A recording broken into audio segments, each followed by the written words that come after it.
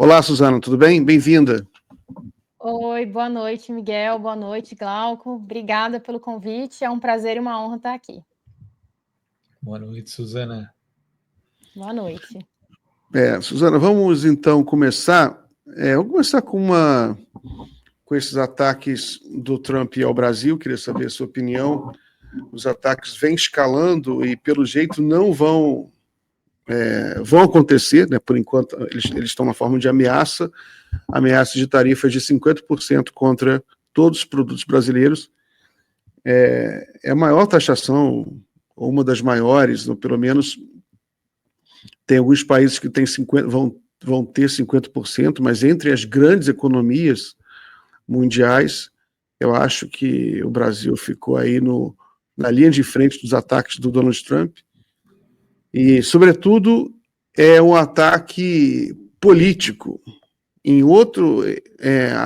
As tarifas impostas a outros países vieram com disfarce, pelo menos, né? Um disfarce. Todos são políticos, né? Mas com disfarce de que há um déficit comercial, estão enganando a gente, a União Europeia está enganando os Estados Unidos, né? Mas no caso do Brasil não teve disfarce nenhum, um ataque político direto.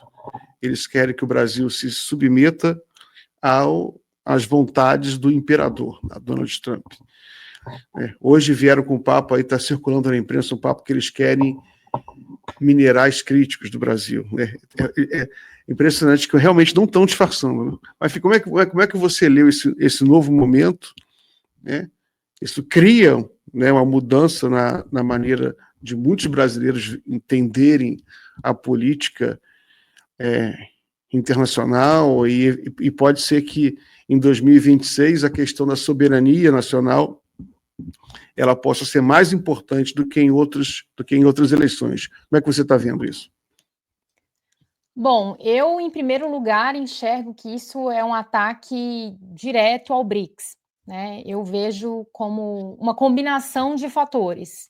Então, é um ataque direcionado ao BRICS, a essa formação de um novo bloco no mundo que visa contrapor-se ao bloco imperialista, né, liderado pelos Estados Unidos, que quer constranger, que quer ameaçar as tentativas, ainda muito assim, muito no início ainda, no germe, né, de uma desdolarização da economia, tudo ainda muito incipiente, mas que o Império já vê como uma ameaça. E é como eu costumo falar, se eu fosse eles, né, se eu fosse os Estados Unidos, eu estava genuinamente preocupado, porque o Trump não está mentindo quando ele diz que a desdolarização, que assim, atacar o dólar, destruir o dólar, né, não destruir, mas assim, deixar de ser a moeda principal do mundo seria como perder a Terceira Guerra Mundial. E ele está certo. Então, ele está atacando todas as medidas que hoje aparece, né, assim, emerge nessa forma do BRICS para impedir isso. Então, eu acho que sim, em primeiro lugar, eu colocaria um ataque ao BRICS, que mira essa tentativa da formação de uma contra-hegemonia, a hegemonia imperialista, e dos países do sul global de saírem da asa do imperialismo americano, né? A China saiu, a China, na verdade, não esteve propriamente, né, mas ganhou força e independência, e eles não querem que mais países se estejam alinhados a esse bloco, ganhem soberania e ganhem autonomia. Então, em primeiro lugar, eu vejo isso como um ataque direto a essa tentativa de formar uma contra-hegemonia, uma nova ordem global. Né? Essa é a forma como eu vejo. E, claro, a gente não pode deixar de tirar fora disso o que você colocou, que isso também é um ataque político que visa, vamos dizer assim, uma troca de favores também entre a extrema-direita americana e a extrema-direita brasileira, né? Então, eu até brinquei no Twitter que o Trump juntou a fome com a vontade de comer. Ele aproveitou a mendicância bolsonarista, que foi isso que eles foram fazer lá, né? Eles foram mendigar alguma forma de punição, sanção, alguma coisa contra o Brasil, E o Trump aproveitou essa situação do tipo, vou atender aqui o pedido dos poodles aqui, que ficou aqui em volta do império, né? Do grande imperador, vou aproveitar esse pedido aqui, vou juntar a fome com a vontade de comer. Então, vou atacar o BRICS e vou usar como uma bela desculpa, que também anima a base, né? Do que está havendo uma perseguição, de que o Bolsonaro está sendo perseguido e tudo mais. Então, eu leio dessa forma. Tanto que, se você for ver, os Estados Unidos também atacou outros países do BRICS, né? Atacou a África do Sul, atacou a Malásia, mas com menos taxa. Então, a gente teve a taxa extra Bolsonaro, né? A gente teve o adicional Bolsonaro aí, que foi essa desculpa adicional que ele usou. Mas eu acho que a gente também não pode ver isso só como um ataque trumpista, né? Que acho que a gente tem que ter noção de uma visão mais ampliada, que isso não é só um ataque do Donald Trump, da extrema-direita americana. Vejam que a OTAN, que teoricamente é das democracias liberais, da turma limpinha, né? Que não gosta do Trump, tem até os seus conflitos entre a União Europeia e o Trump, aproveitou o ensejo e o chefe da OTAN ameaçou o Brasil também. Ameaçou a Índia, ameaçou a China, dizendo: se vocês não colaborarem para pressionar a Rússia a um acordo de paz na Ucrânia, vocês podem ter que lidar com certas consequências. Então, endossando o ataque legítimo do Donald Trump. Então, forma uma frente que não é só trumpista, mas é literalmente um ataque imperialista com a OTAN para atacar o Brasil. Então, eu acho que é um momento sensível para o Brasil. Eu acho que, de alguma forma, se a gente puder ver o copo meio cheio, isso está servindo para o Brasil perceber que não dá para ficar nessa, que é geralmente a política que muita gente prega, do tipo, não vamos aderir a nenhum dos lados, vamos ficar bem com todo mundo, o que está se mostrando muito complicado. No mundo cada vez mais de disputas acirradas, é muito difícil adotar esse lugar. E os polos vão pressionar, né? Então, os Estados Unidos não aceita isso, do tipo, não vou me meter, quero ficar bem com todo mundo. Eles querem a gente no quintal. E eu acho que isso vai servir para o Brasil tomar uma decisão que ele estava querendo evitar.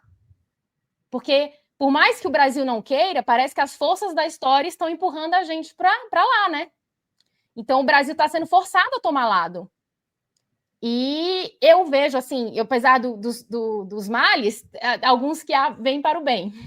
E eu acho que essa pode ser uma oportunidade para o Brasil perceber que a gente precisa sair da dependência dos Estados Unidos, procurar novos mercados, diversificar o nosso comércio e não contar com essa loucura do Trump. Porque, vamos supor, a gente chega num acordo agora, quem garante que daqui a 30 dias ele não vai vir com essa de novo?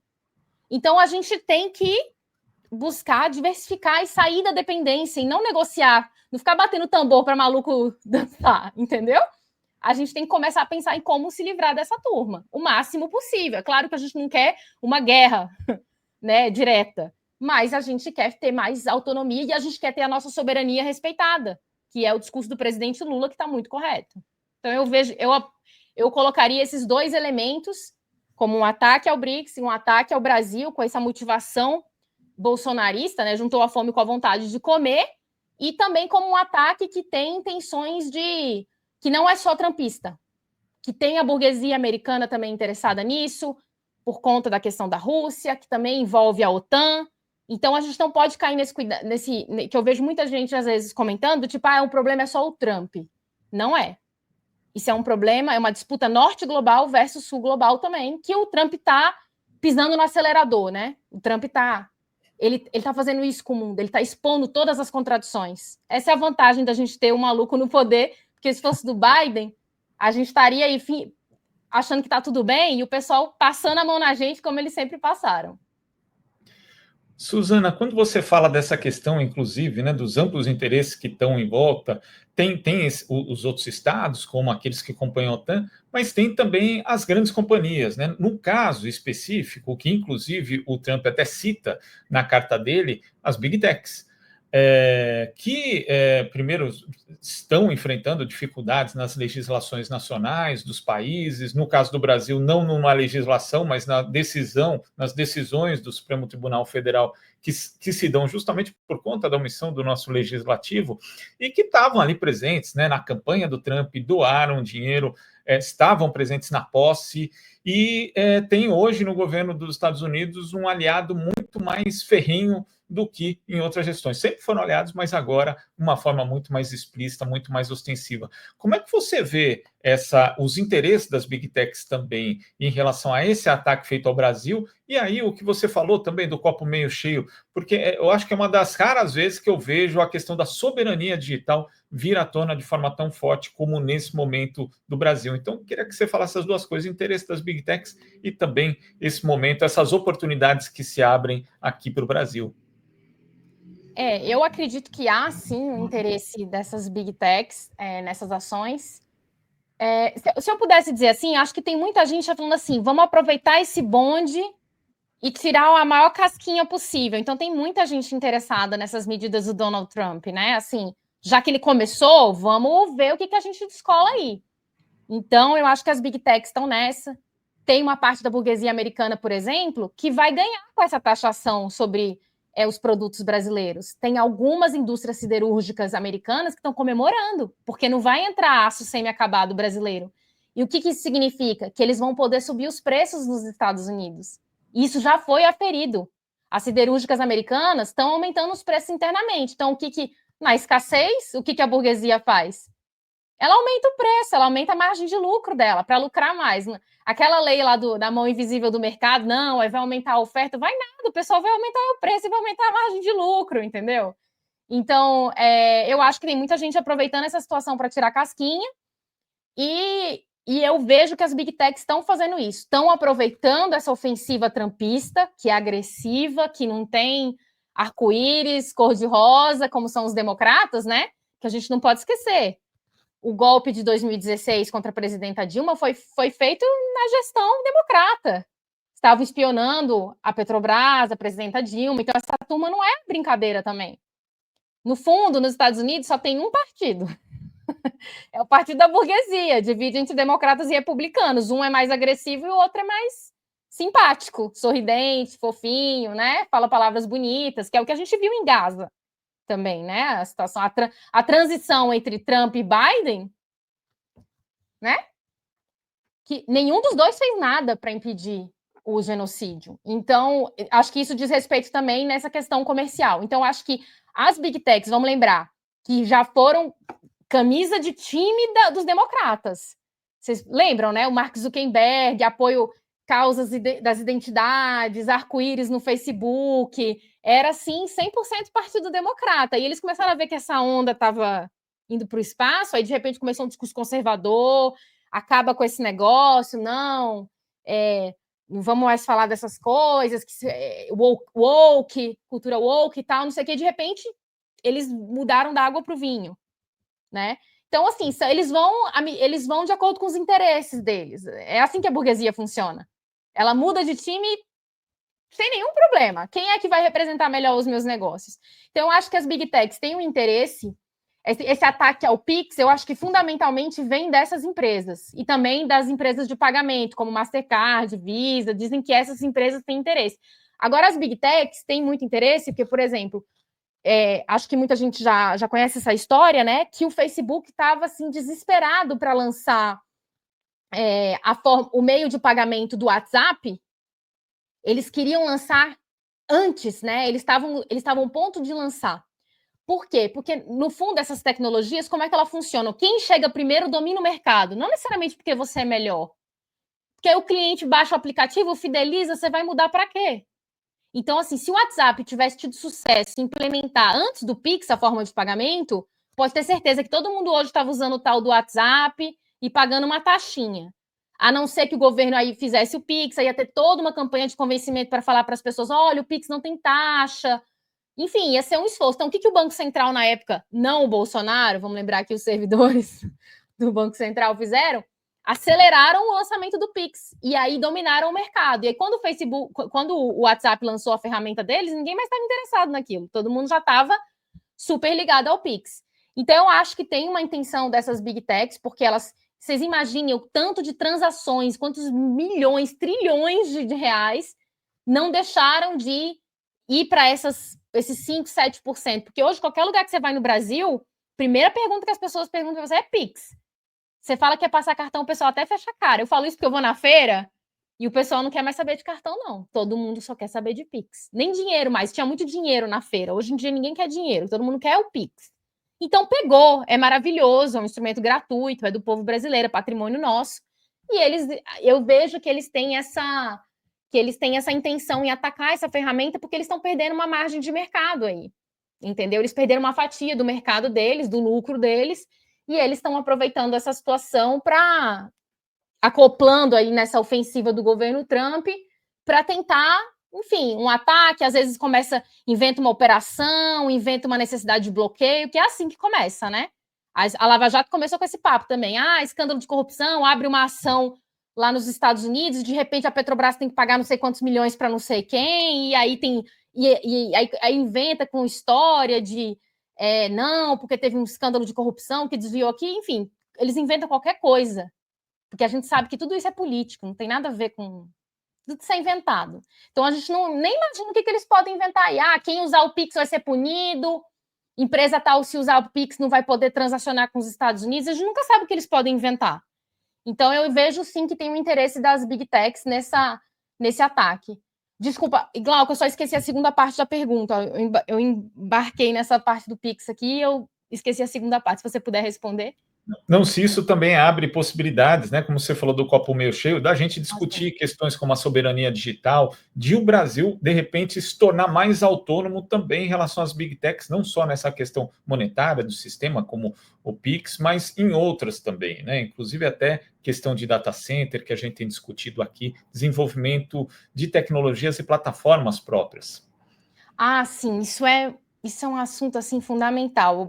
O professor Sérgio Amadeu, né, que é a pessoa assim excepcional para falar desse assunto, ele comenta muito isso, assim, da relevância da gente ter a nossa soberania digital. E hoje infelizmente, a gente não está caminhando nesse sentido. E esse impulso pode vir para isso, porque assim, eu até caí numa historinha, no começo eu li uma notícia, eu fiquei super empolgada, né, que eu vi que o Brasil estava lançando a nuvem soberana, que o SERPRO estava desenvolvendo uma nuvem soberana, que todos os nossos dados iam ficar dentro do Brasil, e eu fiquei super empolgada com essa ideia, que eu falei, nossa, o Brasil trabalhando com a soberania digital. E aí eu fui ver uma palestra do professor Sérgio Amadeu e eu descobri uma coisa muito triste, que toda a tecnologia, tudo bem, o data center vai ser aqui no Brasil, mas toda a tecnologia é gringa, é da Amazon, é do Google, é da Microsoft, todo o servidor, a tecnologia, os equipamentos. Acho que parece que a Huawei, né, a chinesa, tem uma pequena fração, mas os técnicos que vão vir treinar as equipes brasileiras são americanos, então eles vão vir aqui. Aí eu vi o presidente do SERPRO falando, não, é como se eles desenvolvessem o cofre, mas só a chave é só a gente que tem. Vocês acreditam nisso? Eu não acredito, entendeu? Então, assim, tudo bem, o data center vai ficar aqui, mas e aí? Se eles não quiserem mais atualizar o sistema, e se eles desligarem um negócio... Eu não sou da área da tecnologia, então não posso falar. Mas se eles quiserem desligar um negócio lá, não duvido nada, entendeu? Então, assim, a gente não está caminhando para isso. Qual que seria o ideal? A gente aproveitar esse momento da gente discutir a nossa soberania, e principalmente a soberania digital, que é uma coisa fundamental hoje. Imagina os dados de todos os brasileiros, né? As informações do governo, as estratégias da Petrobras, o que a gente vai fazer, onde a gente vai perfurar, né, quais são os planos do nosso governo, o que o Itamaraty está discutindo. Isso é informação importantíssima, e tudo isso hoje está nas mãos dessas empresas, né? Então a gente deveria aproveitar o quê? Tudo bem, o Brasil não tem a tecnologia para fazer isso, realmente. Se a gente fosse falar assim, não, então tá, soberania, vamos fazer. A gente ia ter que riscar um fósforo e começar quase do nada, né? Mas o que a gente poderia fazer? Tudo bem, a tecnologia de vocês... Ok, mas a gente quer a transferência dela. Vamos desenvolver juntos. Passa para cá, a gente começa juntos e depois a gente deslancha. Por que não faz um projeto com as universidades brasileiras, né? Eu tinha uma colega que era da Federal da USP lá, São Carlos é uma cidade de tecnologia, os jovens lá, os cursos estão sempre desenvolvendo coisas. Por que não faz uma parceria com as universidades para a gente começar a desenvolver um sistema novo, né? Enfim, construir uma soberania digital, né? E com transferência de tecnologia. Não, o que a gente está fazendo é comprando, dando dinheiro para os gringos, comprando tecnologia deles, que eles vão administrar para a gente armazenar os nossos dados para fazer a tal da nossa nuvem soberana, que de soberana não tem nada, né? Então é preocupante. E esse era um momento para a gente aproveitar essa discussão do tipo, a gente não pode ficar na mão desses caras mais. E claro que também a gente não pode ficar na mão da China, que é uma grande preocupação também dos BRICS, né? A gente não quer um novo hegemon, a gente não quer um novo polo. Então, por que a gente também não aproveita essa parceria, já que os chineses são mais abertos a isso, né? Porque não é culpa dos chineses se a gente só exporta soja, isso é culpa do Brasil. Os chineses estão aproveitando porque a gente está mandando. A gente que tem que bater lá e falar que a gente quer um negócio melhor. Então, eu acho que esse era o momento para aproveitar isso, já que esse tema da soberania está vindo tão forte, eu fico feliz, porque está todo mundo cansado desse papo de democracia, isso aí já deu, isso é assim, sabe? O brasileiro tá assim, tá bom, democracia, ok, legal, tá, mas e aí? Pode ver que a gente está falando de democracia não esquenta. Falou de soberania nacional, né? O companheiro Trump deu essa oportunidade para a gente, o cavalo passou selado, o Lula esperto pulou e laçou e tá andando. Então, estou feliz, assim, que a gente está mudando o disco e está falando de outros assuntos, mas espero que isso nos leve a ter ações concretas, né? A gente precisa de verdadeira soberania, não só soberania discursiva. Muito bem, Suzana. Você falou uma coisa aí que eu achei super interessante, que é a questão da história empurrar a gente para um lado. Né? Sabe que quando já houve um movimento de não alinhados, né? Era liderado ali pela Indonésia, e eles tinham uma preocupação em ser neutros, em não ficar de um lado nem de outro, de passar essa mensagem. Eles foram aniquilados, né? Porque os Estados Unidos viu a neutralidade deles como adversários, como se fosse uma guerra contra os Estados Unidos. Eles não queriam isso. É muito parecido, inclusive, com a maneira com os próprios BRICS, eles têm muito cuidado diplomático de não passar nenhuma mensagem de que são anti-ocidentais. Todos eles repetem. Né? Até os russos repetem isso. Né? Eu fui no evento da conferência aqui da Popular. Nós não somos anti-ocidental. A gente não é ocidental. É diferente. Mas é impressionante como o imperialismo americano ele tem uma postura tão agressiva que qualquer um que não se coloque como totalmente vassalo e se comporte de maneira completamente obediente, eles tratam como anti-americanos, que é inclusive como o Trump trata os países dos BRICS e os BRICS, ele fala isso e ameaça esse movimento aí de anti-americanos que querem nos prejudicar. Qualquer um que participar dos BRICS, eu vou taxar com 10%. Lembra que ele falou isso? No finalzinho do encontro dos BRICS. Ele virou maluco das tarifas, né? Tudo é tarifa.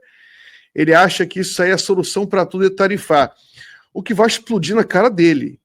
Você sabe disso, né? Porque é fácil falar, né? Falar que vai tarifar. Eu quero ver quando essas tarifas explodirem aí na cara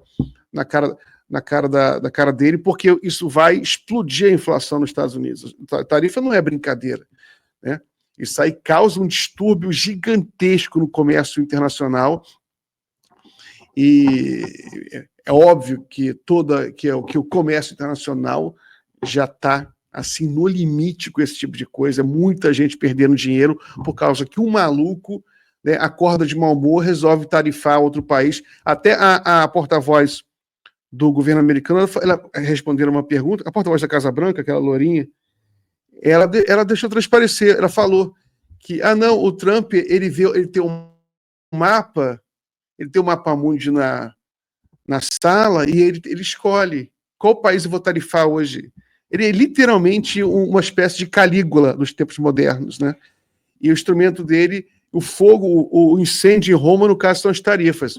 Agora, Pena que o tempo está acabando, nem vai dar tempo da gente falar em Gaza, porque se a gente começar a falar em Gaza, não vale a pena ficar só 2 minutos. É muito, muito grave para a gente perder só 2 minutos com isso. Mas se você tiver um tempo, você volta aqui em outra oportunidade para a gente falar mais de geopolítica, de todos os assuntos. Sobre a questão da soberania digital e da participação da China, do Sul Global, é a questão de do Brasil estabelecer parcerias mais inteligentes com a própria China. Eu acho que há um caminho aberto aí. Né? O Brasil, tudo bem, ele exporta commodities para a China, mas não é pouca coisa, não é assim, petróleo. O Brasil exporta um conjunto de commodities que são absolutamente cruciais para a segurança alimentar e energética da China. Né? Não é uma coisa menor. Sem o minério de ferro brasileiro, não tem trem-bala na China, porque ele usa o nosso ferro. Sem a soja brasileira, os chineses não conseguem ter segurança alimentar, porque a China ela importa 70% da sua soja. 70%. E desses 70%, quase tudo vem do Brasil. É uma dependência, é uma relação... Eu nunca vi um caso assim, de uma relação tão dependente um do outro. A gente é dependente da China, porque é nosso maior mercado, mas a gente não pode esquecer que a China também depende do Brasil, porque a segurança alimentar de um país com 1,5 bilhão de habitantes. A soja ela é rica em proteína, a soja ela é quase tão proteica quanto carne. A soja é um fenômeno, né? Ela é muito proteica. Então, ela vai alimentar toda a cadeia animal da China, né? Além diretamente dos seres humanos. Né? A soja também, você come soja, mas ela alimenta, sobretudo, todo o rebanho bovino, rebanho suíno, os rebanhos chineses. Mas, enfim, Suzana, muito obrigado, então, pela participação aqui. Deixo com você para você fazer os seus últimos comentários aí. Não, quero só agradecer mesmo, já está aqui no limite do tempo. Até peço desculpa se eu falei muito sobre os outros temas, que aí não sobrou tempo para falar sobre Gaza. Mais uma outra oportunidade, a gente volta aí para falar mais. Foi um prazer estar aqui, gente. Muito obrigada, gostei muito. Obrigadão, Suzana. Tá bom, então tchau, gente. Até mais. Obrigado, Suzana. Até a próxima.